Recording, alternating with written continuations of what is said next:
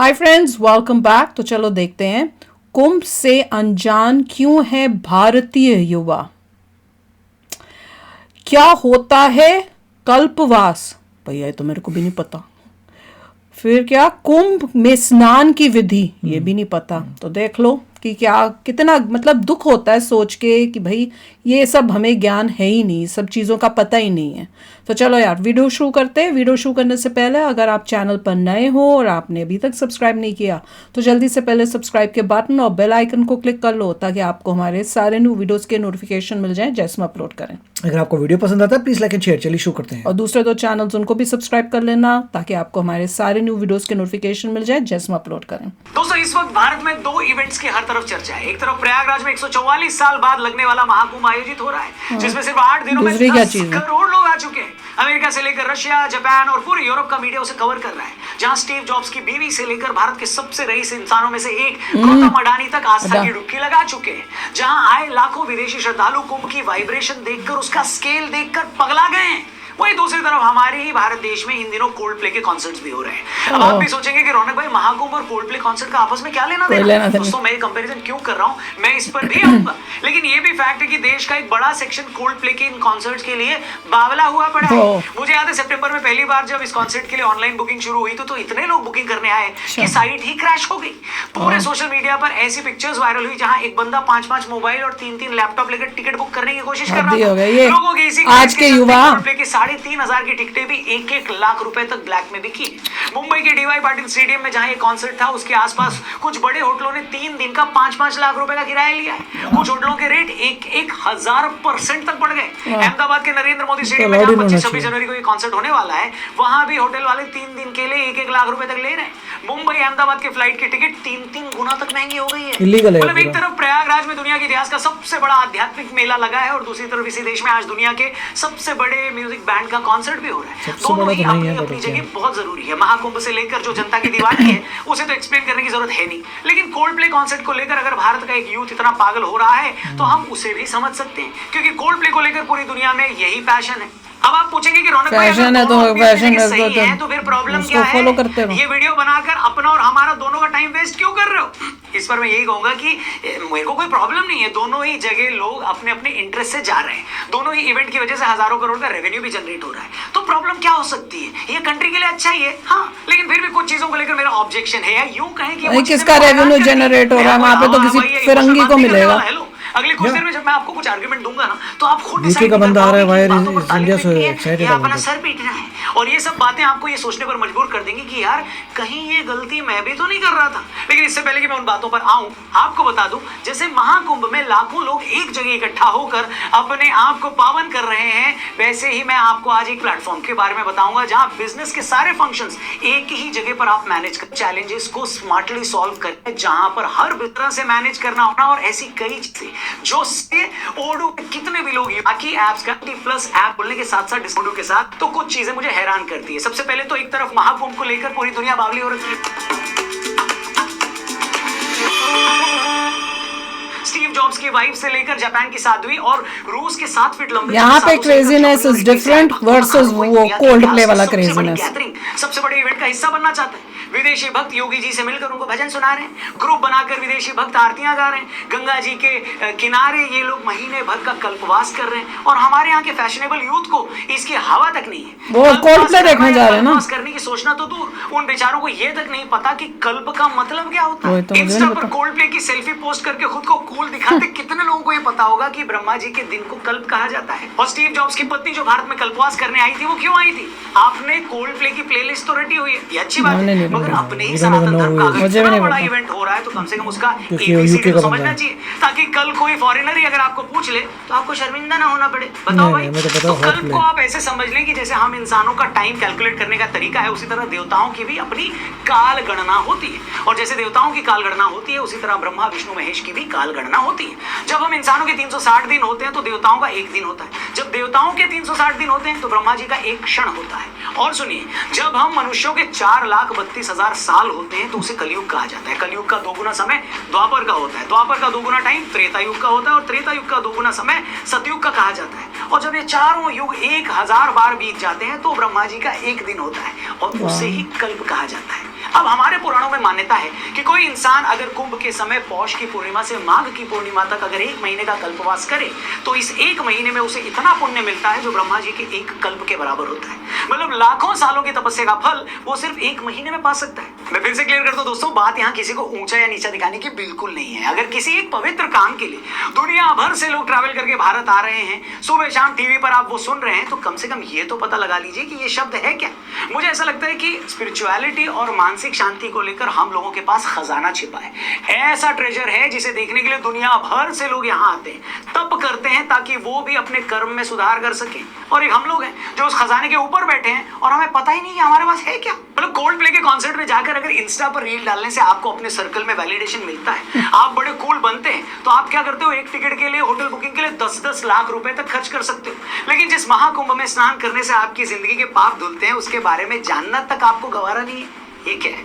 मुझे देखकर हैरानी होती है दोस्तों कि इंस्टाग्रामर्स और यूट्यूबर्स ने तो महाकुंभ में रायता फैला ही रखा है। मेन स्ट्रीम मीडिया के सेक्शन ने भी महाकुंभ को एक एंटरटेनमेंट इवेंट बनाकर रखा है। मतलब यहाँ ये सामान बेचने वाली कितनी सुंदर दिख रही है, वहां वो अजीबोगरीब इंसान क्या हरकतें कर रहा है। मतलब कुंभ में इन लोगों को उसी चीज से मतलब है जहां तमाशा है।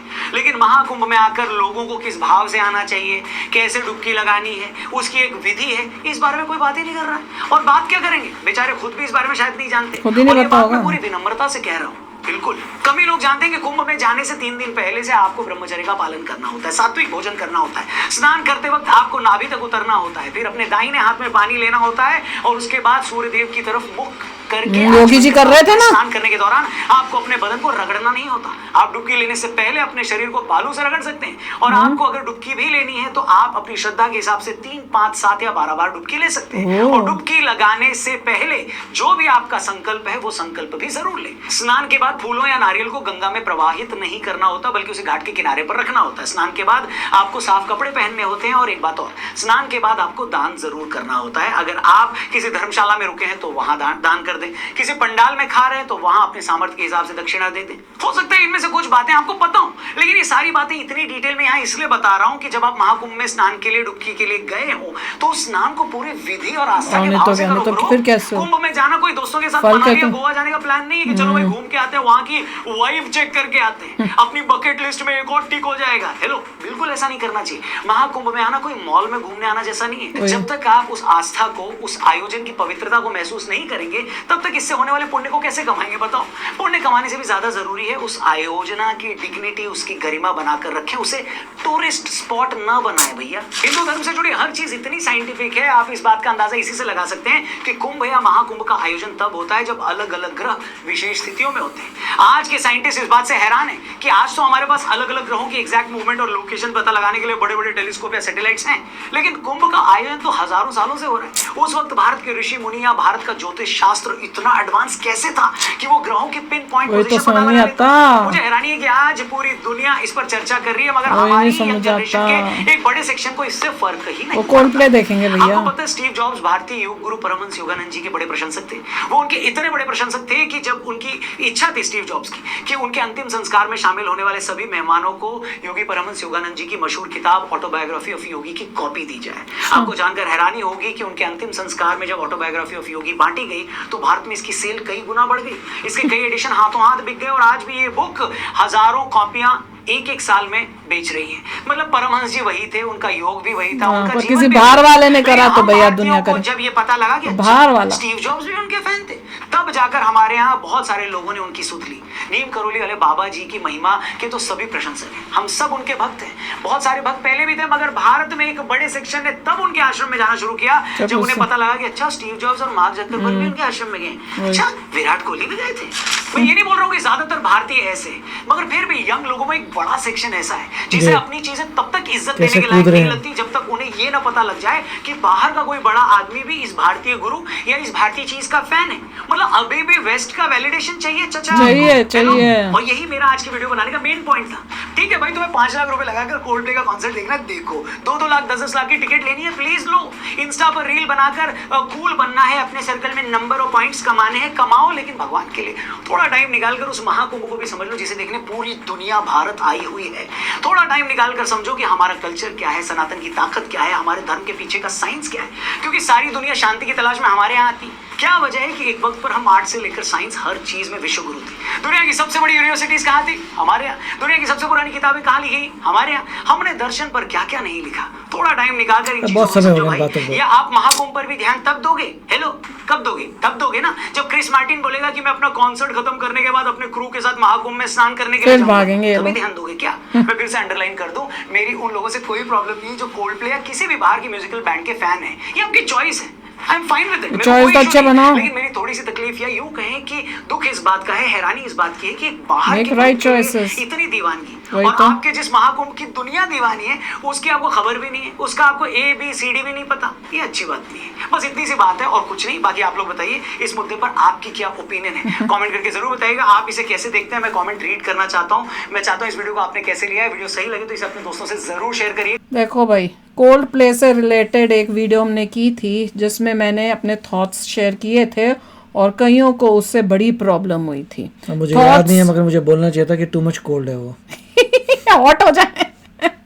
नहीं, उसमें मैंने ये बोला था कि हाँ, वो श्रेया जो सिंगर है उससे रिलेटेड मैंने बोला था कि वो भी दीवानों की तरह अपने पति के साथ, फादर के साथ गई और ऐसे एक्ट कर रही थी जैसे आज के टीनेजर्स एक्ट करते हैं, उसी तरह से दीवानगी दिखा रही थी।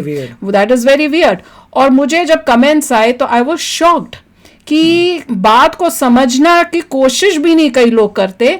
कहने का मतलब ये था, और मैंने कई जवाब में भी ये लिखने की कोशिश की, समझाने की कोशिश की, पर कई लोग इतने एडमेंट होते हैं कि भैया वो समझना ही चाहते नहीं आता कि अगर आप श्रेया घोषाल के फैन हो तो उसको हटा के सीधा कोल्ड प्ले के ही फैन बन जाओ। नहीं, बीच वाले बंदे का फैन बनने का मैंने ये समझाया, ये बोला था, समझाने की ये इस तरह कोशिश की, ये बोलकर कि देखो, अगर यही कोई इंडियन सिंगर जो है वो यूके में जाके कोई परफॉर्मेंस देता है तो कितने ये परफॉर्मेंस कोल्ड प्ले के या दूसरे जो हैं वो उसको इस तरह से दीवानगी से जाकर देखेंगे। उनको पता भी नहीं होगा कौन है ये बंदा।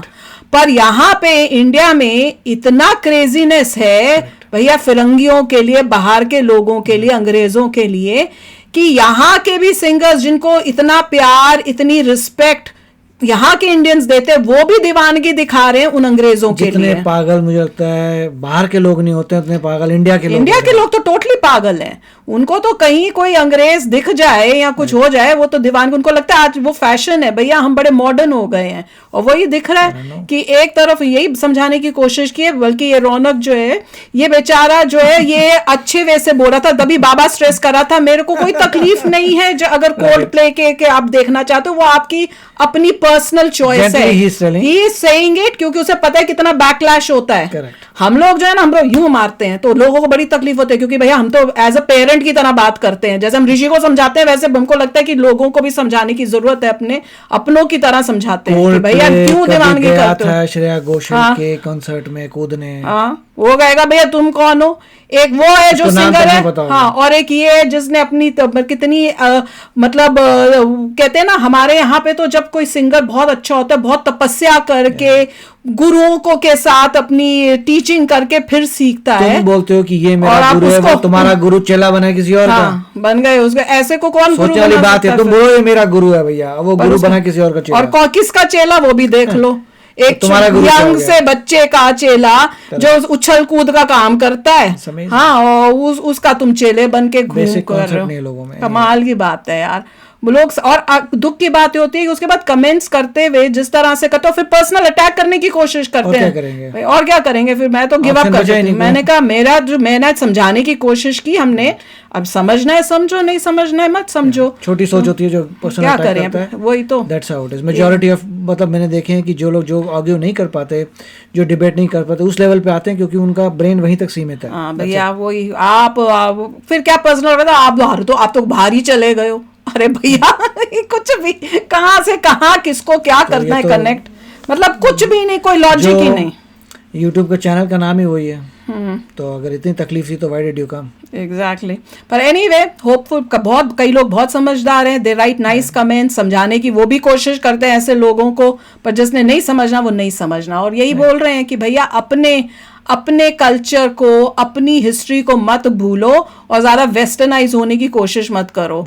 हम लोग यहाँ बैठ के अपने बच्चों को जितनी कोशिश होते उतना इंडियन कल्चर करते हैं। मेरे ख्याल से ऋषि उतना वेस्टर्नाइज नहीं हुआ होगा जितने इंडिया में बैठे हुए उसके एज के बच्चे होंगे। That is true. वो बच्चे जो दूसरे बच्चे हैं वो मेस्ड अप हैं। हाँ वो एग्जैक्टली। तो चलो यार आप भी शेयर करना अपने थॉट्स। चलते हैं, मिलेंगे नेक्स्ट वीडियो में बहुत ही जल्द। Till then take care and bye bye. तो अगर आप मेरे इस चैनल पे नए हो तो जल्दी से सब्सक्राइब के बटन को हिट करो और बेल आइकन को क्लिक करो ताकि आपको मेरा जब नया वीडियो मैं लगाऊं आपको उसके बारे में जल्दी से पता चल जाए।